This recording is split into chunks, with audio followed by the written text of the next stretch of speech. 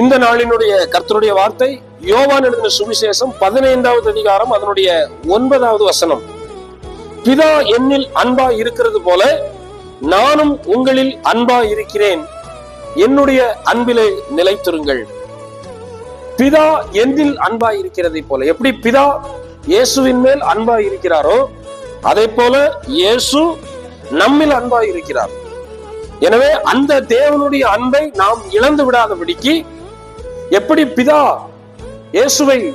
இயேசுவின் மேல் அன்பு வைத்திருந்தார், அந்த அன்பை அவர் ஒருபோதும் இழந்து போகாதபடிக்கு அவருடைய சித்தத்தை நிறைவேற்றினார்.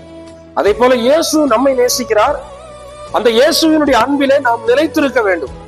அந்த அன்பை இழந்து விடக்கூடாது. அந்த அன்புதான் நம்மை நடத்துகிறது, அந்த அன்புதான் நம்மை பாதுகாக்கிறது. எனவே அவர் நம்மை நேசிக்கிறார். அவருடைய அன்பில் நிலைத்திருந்து அவருக்காய் வாழ்வோம். கர்த்தர் நம்மை ஆசீர்வதிப்பாராக. ஆமென்.